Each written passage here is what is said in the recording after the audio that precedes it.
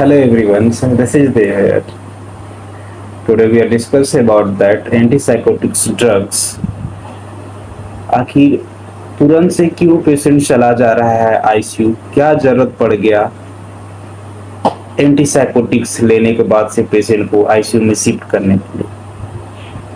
आज मैं उसी के बारे में बात करने वाला हूँ। Antipsychotic drugs which is used for psychiatric patients, और जो पेशेंट सडन एंटीसाइकोटिक के बाद में अगर पेशेंट को शिफ्ट करना पड़ रहा है आईसीयू में, उसका कारण NMS. Yes, this is the NMS, neuroleptic malignant syndrome.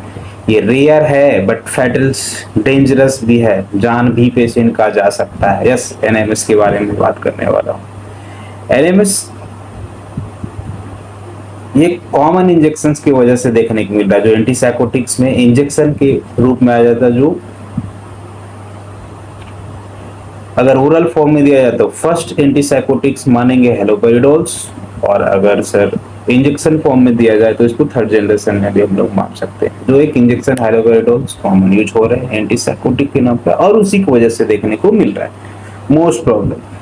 अब थिंक क्या है यहाँ पे कि सर जो पेशेंट को एनएमएस हो रहा है तो सर सिम्टम्स क्या देखने को मिलेंगे? तो इसकी सिम्टम्स जो हमारी 3, 4, 5 तो पक्का शो अप करेगा।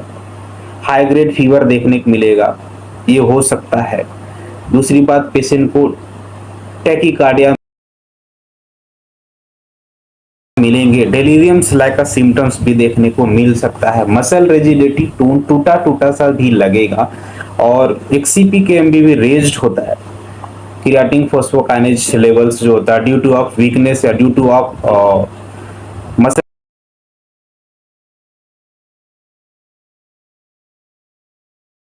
रिजिडिटी की वजह से भी जो देखने को सीपीकेएमबी रेज्ड मिलेंगे। और क्या हो सकता है सर इसमें?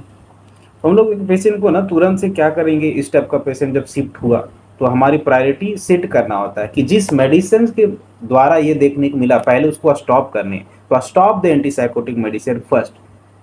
Second thing is the patent, तो आईवी लाइन कैनुला शायद तुरंत से पेशेंट को फ्लश करिए आईवी लाइन के द्वारा, जिसमें अगर कुछ नहीं समझ में आ रहा है तो नॉर्मल सलाइन 0.9% के रूप में देखा जाता है, उसको देना है।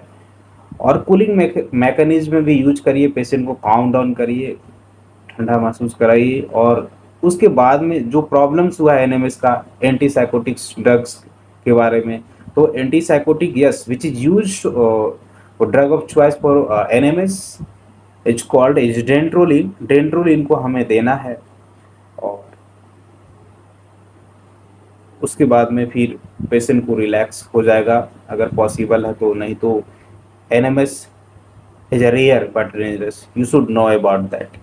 If you are working in a psychiatric department and now you are working as a psychiatric nurse, so this thing is related to antipsychotics drugs, and be aware about that. Thank you.